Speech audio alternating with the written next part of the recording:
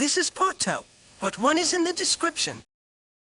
Next on our list is The Great Race, or as we over at Melting Pottery Media like to dub it, Thomas and the Great Railway Show, the musical. With Sodor's Legend of a Lost Treasure setting the bar pretty high for Thomas specials, it's safe to say that The Great Race had a lot to live up to, especially since 2016 was the year that Flying Scotsman returned to service and the Summer Olympics were being held in Rio de Janeiro and Brazil, and The Great Race failed to meet expectations. Thomas and Gordon both learned from Flying Scotsman about the Great Railway Show taking place in the mainland, and the Blue Tank Engine gets excited about wanting to take part in it, but every time he tries to partake in one competition, another engine takes that spot. Thomas gets jealous of Ashima, an Indian tank engine who had been mistakenly left behind by a ship that docked at Brendam, because she's partaking in the Great Railway Show, but she assures him that he doesn't have to change anything about himself. Basically, think of this as the bastard love child of Tale of the Brave in Series 11's Dream On, and that's the Great Race in a nutshell. So what went wrong there? Well, the first point in contention is the biggest problem with the entire special, Thomas's character. I could believe his character arc in Lost Treasure, as for every fuck-up he gets involved in, he becomes more humble and something is gained by the end of it. But as for the Great Race, it's basically his worst portrayal in any special since the Nitrogen era, and having it come right off the heels of Lost Treasure makes it absolutely disappointing. Thomas basically acts like a whiny, selfish crybaby, yet the narrative expects me to root for him when he basically replaces Percy in the shunting challenge. At least he's better here than in these two specials. No, Diesel! I'm sure Sir Topham Hatt means a really useful steamy. You'll never be that. Sodor steamies don't go to the Diesel Works. It's dark, and it's dirty, and it's full of diesels. Diesels can be devious. You say Thomas's portrayal in The Great Race is bad? Well, apparently you've forgotten all about his respective portrayals in both Misty Island Rescue and Day of the Diesels. Thomas was a racist bastard in the former special, and an absolute, and in your words, xenophobic prick in the latter special. I will gladly take Thomas here instead of him in those two absolute shitfests of specials, where he was unrootable throughout. Whatever. And what about Percy? Oh, I'll get to that soon enough. But what else is wrong with The Great Race? Nothing's wrong with it. Sure, it's a divisive special, but there are people who like it. Only you would say nothing was wrong with The Great Race, Matt. But I'm going over why I don't like it. Yeah, but there are other people out there who do like it too. Zack, Matt, you two better not be getting into violence back there. Well, maybe if that one guy over here didn't decide to butt in. Anyway, it's basically the story and theme of Dream On, or if you're sticking with CGI, Best Engine Ever, mashed up with the character moments of Tale of the Brave, but not anywhere near the heart and charm of either. Case in point, Thomas and Shima's dynamic is literally that of Percy and Gators, but only one side benefits from a lesson that he didn't need to learn, while the other just exists for the sake of merchandise. Well, most of the special feels like it exists to sell toys rather than tell a story, but still. However, there is a big issue at hand with the be yourself moral, but I'll talk more about that towards the end. What really makes Thomas and Ashima's dynamic pointless is that while taking the local from Vicarstown, Ashima says she doesn't know how to get to the mainland. Why couldn't she be outright told on how to get there? I know that a lot of people argue, well, if she got to Vicarstown by herself, there'd be no story. But that's exactly my argument. If a solution to your story or subplot is this blatantly obvious, maybe you should reconsider finishing the story and start over again. But what about the rest of the subplots for The Great Race? I think I know the perfect one to start off with. Somebody once told me the world is gonna roll me. I think that's a good idea, Blake. Let's get this one out of the way. The subplot with Philip and Vinny is easily the worst of the bunch. Vinny is an unlikable prick. Yes, bullies are meant to be unlikable, but there has to be something to like about them, and Vinny has nothing. He comes across as a borderline negative North American stereotype, which is ironic since that Brenner is an American-born himself. I'm glad that Vinny never appeared once in series 22 to 24, because if he did, I'm pretty sure they find some way to screw up like they did with Ace's Brave Jump. Philip and Vinny's subplot leads to nothing, especially as neither engine learns anything from this, and it could easily have been cut altogether and nothing would change. At least it was handled better than Apology Impossible. And pretty much like the film, Vinny also has a divisive following. There are those who hate him for the reasons that Zack mentioned, and then there are those who like him for being a jerk and the fact that it's a steam engine being routed to a diesel engine instead of the other way around. Heck, a lot of the online train series I watch on YouTube have both steam and diesel engines view themselves as equals from the get-go with a few oddballs. Me, myself, I'm kind of in between on this. For what his punishment could have been, I can imagine that he got his livery and his streamlined casing taken away from him for a year and a half between The Great Race and the Bubba film. He constantly beat a laughingstock to his American and Canadian cousins, especially Canadian National 6218 and Grand Truck Western 6325. As a personal side note, I just love the fact that his handrails almost make him look like he's wearing a hockey or football helmet. Anyways, as I don't want to interfere with Zach for the rest of the review, I'm going to end Vinny's segment on this epic note. Unsportsmanlike conduct on Grand Truck Western 6407. Trying to hurt an engine and interrupting the games. Number 6407 is ejected. Oh! On top of it, he's tossed. Wow. Okay, that's actually pretty funny right there. That's definitely something I can agree with you on. That and the apology impossible note. Shut it, Matt! Moving on. The Diesel subplot was pretty fun, especially with his musical number, I'm Full of Surprises, but again, barely any effect on the main story, except maybe for accidentally ruining Thomas's chances of going to the Great Railway Show. Except he goes there anyway to bring Gordon his safety valve, making that subplot pointless. The resolution to it was pretty funny, however.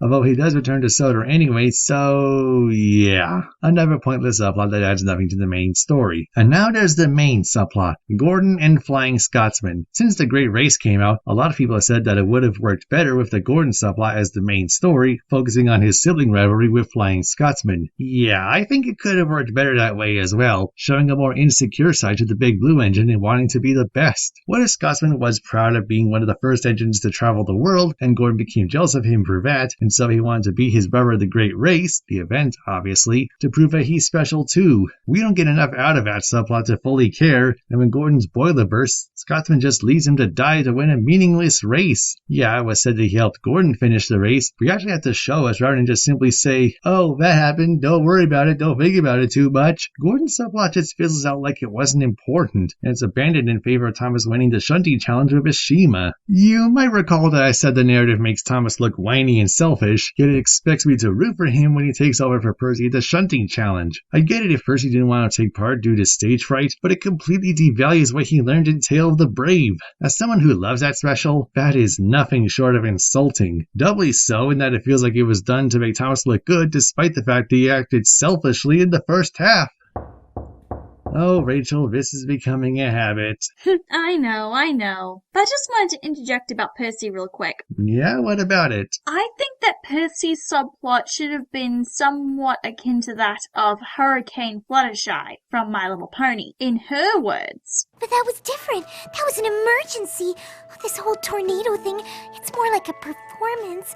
And you know how I hate performing in front of others. Tornado thing aside, that's what Percy's thought process should be. He acted bravely to save James from the rock slide, but the shunting challenge is a performance. Those two are very different situations. This would have been another step forward in Percy's development instead of taking 2 steps back. Thomas should have stepped aside and let Percy take on the role of being the shunting challenge competitor for Sodor. Shame that it was thrown away because, in Mattel's eyes, kids don't relate to Thomas, and anyone who's not Thomas isn't relatable or interesting. But it's not just Percy. Henry sucks at the strength competition, James and Emily both lose the best decorated engine contest, Gordon gets a DNF at the Great Race itself, but Thomas sacrifices victory, gets rewarded for it, and everyone's happy. Boring.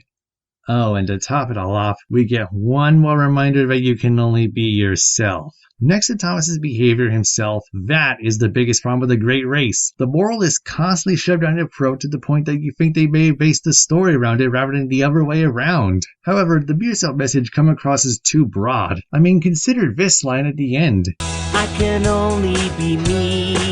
There's nothing else I can possibly be. And now I'm happy, I am who I am.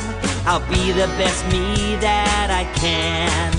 What does Thomas mean that there's nothing else he can possibly be? Was he told by a streamer that he should never change and develop? Because if that's the case, that is a very harmful lesson in the long run. Because how are you supposed to get far in life if you don't grow and develop? If Percy was himself by being a wimp and dropping out, he wouldn't go far in life. Nor would Philip when it came to not standing up for himself against Vinny. Yes, being yourself is a good thing, but if you had to bring out the best within you, develop your character so that your flaws don't matter in the end. The Great Race completely ignores this and altogether in favor of selling toys. Especially this moment. I've got to get across!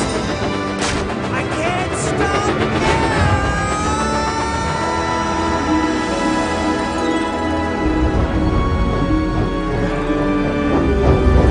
Seriously, that moment sucks just as much now as it did when it first came out.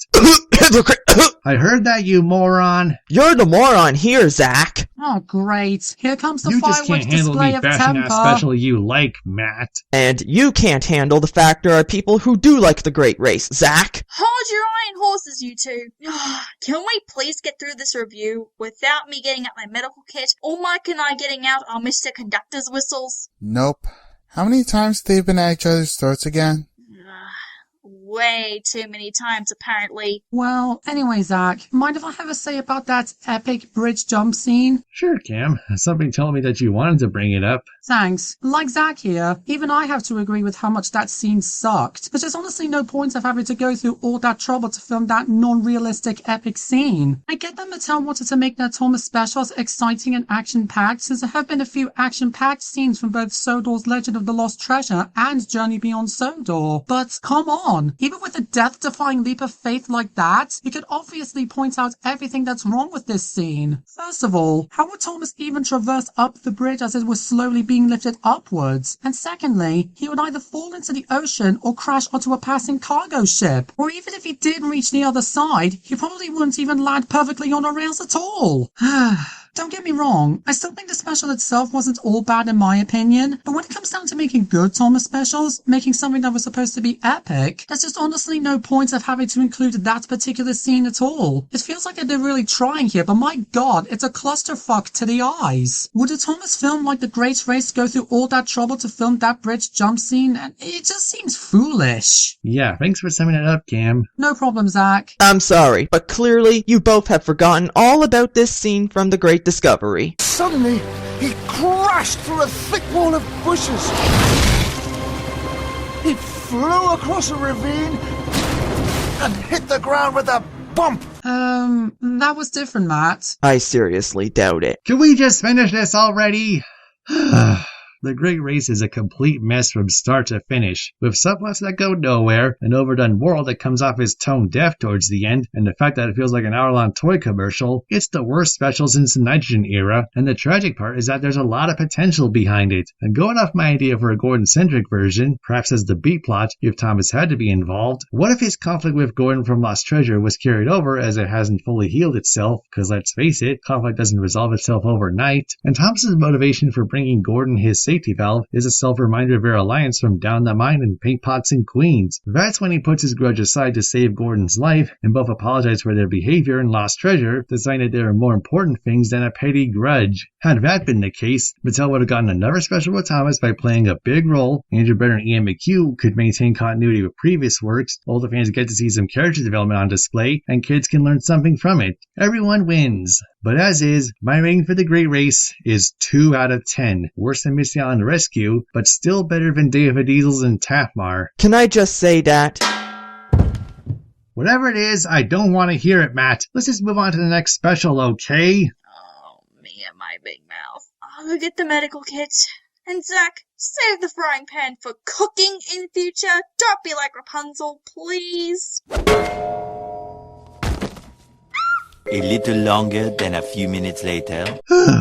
Well, talking about The Great Race took longer than I was expecting, but now, for the first time in 4 years, we can finally revisit Journey Beyond Sodor. Wait, 4 years? Has it really been that long since we started this channel? My goodness, where has the time gone? So you remember when we first reviewed Journey Beyond Sodor, right? Well, for those of you who don't, it was the second review that I did on this channel and became one of our most popular. In retrospect, however, I don't think it holds up if you compare it to our later reviews. I mean, I was particularly critical towards one person whom I shall not name simply because I disagreed with their views. Word of advice, people, if you want to make a counter-argument to one person's views, don't make fun of him because they don't line up with yours, okay? That's not cool, folks. It only leads to more internet drama. I didn't go for something big like that at the time, thankfully, but Mike and I wrote up the original review at a time when the special had recently come out, and the fandom was in a somewhat better place than they are now, but did lead to far worse things down the road online for the fandom. 2017 is a year that many fans would rather not remember, I'd imagine, even though what came out during that time was far better than they gave credit for. So,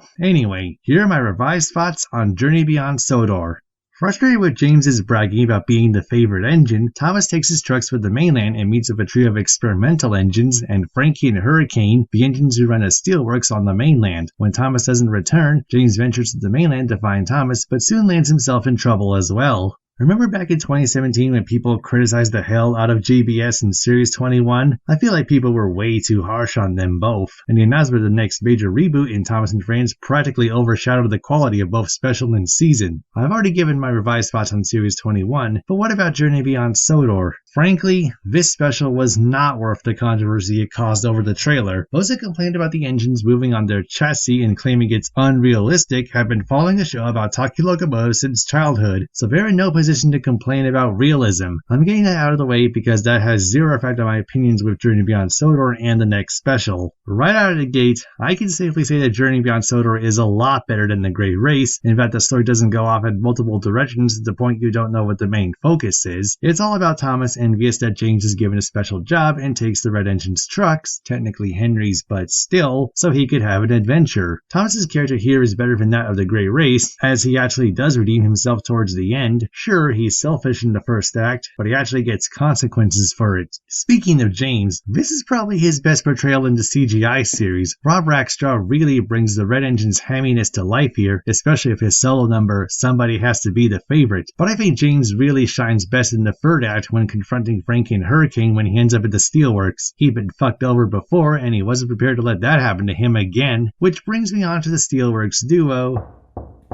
3, 2, 1. Hey Zack, have you gotten to talking about the Steelworks duo yet? Good timing actually, Rachel. I was just about to do so. Well, I do have something to say about Frankie. Her mannerisms come across as rather condescending. Looking back at the movie, she doesn't call Thomas by name once, just Little Tank Engine. She may come across as charming in her first instances, but she's quite a dangerous individual. Honestly, if Diesel continued down his darker path, I could see him ending up like this. But thank goodness this development curved back in the CGI era. If I had to summarize her as an MLP character, it's Cozy Glow. No questions about it. Both seem to come across as sweet talkers at first, but have ulterior motives. I don't think Frankie's redemption in this movie was justified at all. She could have, excuse me, she did have crocodile tears by the end. If Diesel came across Frankie, I think he'd be scared as to what he could have become. What do you think, Zack? Yeah, I'd hate to end up on the wrong side of Frankie, but I do agree that her redemption felt a bit shoehorned. Unlike a lot of My Little Pony villains I could mention, it doesn't really hurt JBS that much since this was Frankie's sole appearance in the series and the lot beforehand was so good, so it doesn't make so much of a dent. Hurricane's redemption, however, I feel is more justified since we actually see him showing some concern for Thomas's safety when he derails. This is further solidified by saving Thomas with a molten slag and taking the bullet, so to speak. Help!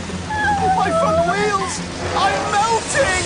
I'm melting! Also, is it just me, or was it this clip along with that one? Thomas, I have a feeling we're not on Sodor anymore. That inspired the pop culture references we got in Series 23 and 24. That aside, Hurricane's my favorite out of the JBS newbies because of his redeeming qualities. He's one of the most complex characters to come out of Andrew Brenner and Ian McHugh, plus his basis is pretty cool for how unique it is. You can check out a video about that in the description below. I'm not sure if I have much to say about Hurricane, but what I can say is that it's about time they finally introduced a steam engine to play as a villain for some parts of the special, since there have been past Thomas specials that have diesel engines as antagonists that we remember seeing. So I have to say, thank goodness they finally made that's a reality in this Thomas special for once. That is pretty much all I have to say for the time being. Sorry that's not much I can contribute. Well, thanks anyway, Cam. But speaking of unique engines, there's the experimental trio, Theo, Lexi, and Merlin. Out of him, I relate to Theo the most because I'm someone who's on the autistic spectrum. I can be pretty shy in real life, not to mention very blunt and straightforward, but I do care for others. I would say that Theo is a very good representative for autistic children. I don't know much about gender fluidity myself, but Lexi is, at the very least, fluid in multiple accents and dialects. They are pretty optimistic for someone who doesn't think that they're that useful. Yes, I view Lexi as non-binary, you got a problem with that? But they're still pretty excitable and idealistic, and at the best of times all the same. Being a Cap 4 engine themselves, Lexi surely is a one-of-a-kind for the show. Finally, there's Hugh Bonneville as Merlin, the invisible engine. Invisibility on! Out of the trio, Merlin doesn't have the most unique or interesting personality. He's pretty much the father/big brother figure of the trio, but there's only so much you can do with it, even with a personality quirk like thinking he can turn invisible. Still, Hugh Bonneville makes for a charismatic performance as Merlin, and honestly, I can't imagine Merlin being voiced by anyone else. It's a shame that the one episode he appeared in the actual show, Seeing is Believing, was pretty underwhelming. Finally, there's Beresford, the Canal Crane. It's debatable as to how much of a purpose he actually serves in Journey Beyond Sodor, but he does learn something when he meets with Thomas twice. You simply can't force people to be friends with you. Plus, the reason Beresford acts the way he did was kind of understandable, as being stuck in one place for so long with no one to talk to can drive anyone mad. Makes you wonder how Duke kept his sanity intact when he didn't have anyone to turn to. Well, he did go to sleep to pass the time, didn't he? Yeah, that is true, but he could have woken up every once in a while and wondered why no one had come to rescue him. Out of the Brenner specials, Journey Beyond Sodor has probably the strongest set of newbies, along with Tale of the Brave and So Is Legend of a Lost Treasure. It has the strong character dynamics of the former and the action and peril of the latter. It's almost like the middle ground between the two, but it's not that hard to point out issues with the story, among them being Percy not showing any courage in trying to rescue Thomas. But then again, Thomas had more of a conflict with James, and that doesn't really have a big effect on the story, so unlike The Great Race, it's not a huge deal. If I was doing Percy's minor bit in Journey Beyond Sodor, I'd make it more along the lines of it being an adult fear. Maybe he irrationally tries to go save Thomas, only to be stopped before he leaves due to an insufficient coal and water capacity. A bigger problem I'd point out is the geography of James's journey to find Thomas. Thomas goes past Vicarstown to some random junction, Beresford's Canal, and the experimental trio's yard and the steelworks. Yet James gets to Bridlington Yards without issue and somehow manages to go past Beresford's Canal and towards the steelworks. I just felt confused having written that. Maybe the signalman's at the track's wrong? That's the best explanation I've got. Or maybe the trucks that Thomas was pulling had broken his concentration and accidentally ran over a few points set to the wrong lines. That pretty much sums it up when I first saw it even. Either way, they should have improved the mapping for this sequence. But probably the biggest problem with Journey Beyond Sodor is the ending. It's pretty anticlimactic given that Frankie is forgiven so easily, not to mention her motivations being half-baked, and that the most important thing is being friends was a pretty weak ending song. But does that destroy the special for me? No. Everything else beforehand was really good for the most part, so the weak ending doesn't really hurt the special by a whole lot. I'd also like to say that Stopham Hat was a bit of an issue here. You'd think he'd have more urgency with Thomas going missing, but instead he's rambling on about reshuffling the engines just because that's what the railway controller does. Any thoughts on that, Zack? Some fans have gone off on him being too harsh with Thomas in Lost Treasure, but as it turns out, you can go too far in the other direction. He was too lenient on Thomas for taking James's train, technically Henry's but still, and throwing the timetables astray. Surely that would have been just as serious as wasting dynamite. Only in this situation, Thomas wasn't putting anyone's life at risk. Arguably, but I digress. When Mike and I first covered Journey Beyond Sodor back in 2017, I gave it a 7 out of 10. Looking back on this special for SODORAMA, in hindsight, I genuinely loved it as its world that there's a place for everyone, regardless of how they look or whether or not they have a disability. With recent events in real life, that moral has resonated with me a lot more than it did a few years ago. Coupled with some of the best character moments in the Brenner era, and with Theo being an adorable cinnamon roll that deserves protection at all costs, my revised ranking for Journey Beyond Sodor is a strong 9 out of 10, right behind So Is Legend of a Lost Treasure and Tale of the Brave. And now we come to the final special of the original show, Big World Big Adventures. The special that, along with series 22 to 24, splintered an already fickle fandom into a billion pieces. I think the review that Mike, Matt, Rachel, Karen, and I did a couple of years back holds up pretty well, but is there anything I can add that we haven't already? Encouraged by an Australian racing car named Ace, Thomas finally fulfills his dream to see the world, and on his journey, he's aided by a Kenyan tank engine called Nia. Along the way, Thomas finds himself stuck between idealism and reality when it comes to true friendship. Well, there's not really a whole lot that I can add, to be honest. Big World Big Adventures has that road trip vibe, and the story is pretty low-key for what it is. It relies a lot on the strength of the characters to pull through to the end, with Thomas, Nia, and Ace being the audience surrogate, the realistic side of friendship, and an idealized view on friendship, respectively. Representing idealized friendship, paradoxically, Ace is simultaneously the special's biggest problem, and one of its cleverest hidden messages. Let me explain. With Ace's first scene when racing alongside Flying Scotsman, he's straight away seen as a carefree, reckless, irresponsible, jumping onto the tracks and treating it as if it's not a safety concern. Then, when he meets with Thomas, he encourages him to come see the world with him, and when they arrive at the start of the race in the Sahara, Ace abandons Thomas despite the latter insisting that they came together. That should have been a red flag to Thomas that Ace wasn't who he seemed to be. At first glance, Ace appears to be a cool guy we can look up to, but when he abandons Thomas, we can tell that he only acts friendly around Thomas when he decides it's convenient for him. When people say never meet your heroes, this is probably what they mean by that. Then, Thomas briefly encounters Ace again on a ship to Brazil, and the race car subtly tells the blue tank engine that he doesn't need anyone like Nia following him around. And this eventually comes to a head when Thomas and Ace abandon Nia in Arizona, and what makes it worse is that Thomas had begun showing respect towards Nia through their trip through the Amazon rainforest. This is what makes Thomas realize that he'd messed up badly with Nia, and realizes that she was the true friend the whole time while Ace had been manipulating him. That being said, Thomas ends up abandoning Ace in Utah, and their conflict is never properly resolved in Series 24. Why they made an episode about Ace being afraid of Australian wildlife rather than learning to be a better friend, I'll never understand. That probably still makes Ace probably not a villain, but somewhat a troublemaker if you think about it. I know that I already made my views about Ace back in our Big World Big Adventures review, but I think at this point I could add in more as to what I really think about him. The moment I first saw Ace when he made his debut in the film, I could already sense that he was going to be trouble, and it turns out that I was right. But why, you might ask? Well, for starters, he makes himself known to Thomas and explains to him that he is competing in a worldwide rally across 5 continents. That information brainwashed Thomas into following him by leaving Sodor via ship, and yet he never worries about leaving the island he called his true home. That's the second time he left Sodor without thinking that his friends would worry about him going missing. How clueless does that tank engine have to be? Not only that, but not once did he ever think about his 2 coaches, Annie and Clarabelle, the coaches he was rewarded with since season 1. It feels like he left them behind on purpose.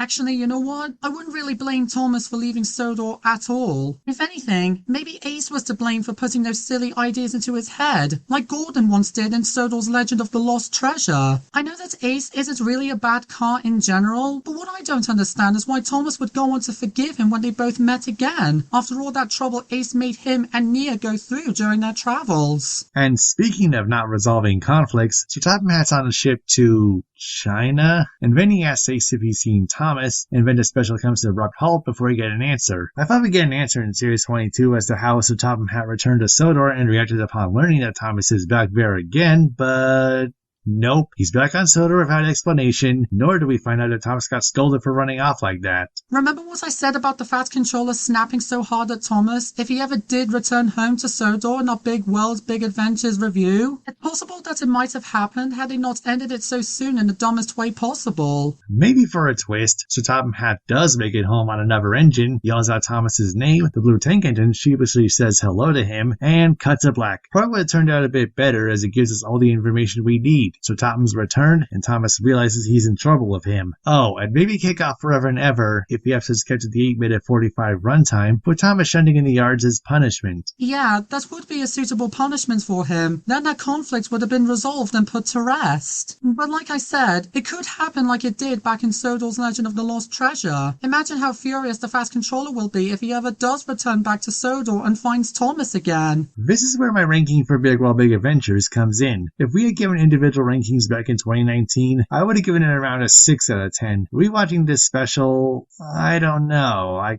kind of wanted to rank this one higher. The character moments are some of the best ever in the franchise. The story is simple yet easy to grasp, and the message about friendship was really good. I said it's worthy of an 8 out of 10, probably even a 9. However, it's the sudden, abrupt ending that drags it down, but not enough to call it awful. And so, my rating remains a 6 out of 10. So, that's 6 of the Brenner specials that I've covered for this video, 5 of which are of a high standard in their own right. King of the Railway started things off with a whisper rather than a bang, but it was Tale of the Brave and Sodor's Legend of a Lost Treasure that showed just how brilliant a Thomas movie could be with the right people in charge. But from there, the next 3 specials fell victim to being a tough act to follow. The Great Race was an underwhelming mess, but thankfully, Journey Beyond Sodor would go on to prove that it was just a fluke, and I dare argue that Big World Big Adventures would be top tier material if not for the rushed ending. And on another note, can we stop comparing the latter 3 specials to Lost Treasure? Yes, I know it set the bar very high for Thomas and Friends specials, but if you're going to keep battering on about the next special not living up to that standard, well, you're quite foolish to think that. 13 out of the 14 Thomas and Friends specials we got are not Lost Treasure, nor do they need to be. We only got 1 Lost Treasure, and with the mere existence of All Engines Go, that's all we're ever going to receive. Likewise, simply begging for another movie like Citizen Kane, To Kill a Mockingbird, or for an animated example, The Lion King, simply puts a lot of unfair pressure on the creators of a film. For the same reason, if someone goes on to call a creator the next George Lucas or Walt Disney, that creator will never be able to form their own identity. Every creator in film that exists, ever existed, or will exist one day is unique. It also applies to Thomas and Friends. We had 1 Wilbur Audrey, and we still have 1 Brett Allcroft and 1 Andrew Brenner. Sure, you can emulate their writing style without feeling like too much of a pastiche, but even then, you still have your own unique way of writing. Just look at me, for example. My writing for Thomas and Friends fanfiction is inspired from the Brenner era, but even then, I am the one and only Zack Wanzer in existence, and ever will be. True words have never been spoken, brother. Thanks. Well, that tangent went on a bit longer than I was expecting. Anyway, my average ranking for the 6 main Brenner specials is a 7.3 out of 10, a big improvement over the Nitrogen specials. Include my ratings for those 4 along with Colonial Engines and The Great Discovery. The average rating thus far is 5.6 out of 10. Overall, the specials are above average, but when they're good, they're really good. That's 13 specials down, and only 1 more to go. By process of elimination, I think that you can guess already as to what it is, so keep an eye out there that, after that's done, that'll be it for Sodorama. Unless that Mark Forster film actually gets off the ground, and in which case, I will most likely view it either as a brief Sodorama revival or an Emotions Corner episode. We'll see where it goes in the future. Until then, I'm off to watch The Great Race, one of the greatest Thomas specials out there. Wait, I thought I knocked you out with that frying pan. Anyway, I think you mean it's more like one of the worst. Oh, come on! You're still going on about it? Yes I am. The Great Race is one of the worst specials to come out of Thomas and Friends. You know it, and nothing will make me change my mind. It's one of the best, and you know it. Worst. Best. Worst. Worst. I'd say it's one of the best, and if you can't handle it, then go to hell. Wait, what did I just say? Well, Zack, you finally admitted it. You admitted The Great Race is good. I knew it all along. Oh, and one more thing. That was for doing it to me regarding Forever and Fucking Ever. Get back here, you Canadian jackhole! Not one day of this ever happening. Not again. Are these guys always at each other's throats like this? You don't know the half of it, buddy. Yep, even I questioned that once when I first joined. Rachel, I think it's about time to get the med kit out again. Okay, I'm getting it. Wait, Mike, who had it last time? It was you. Why? Duh, it's under my notes for the Season 5 Redux and the Thomas the Troublesome Diesel rewrites. Just great. I'll just sort through that later. Take a listen and look around. Do you hear all those wonderful sounds? From these marvelous machines is the steam-powered beam, working day and night and shore to shore. These are the sounds of Sodor.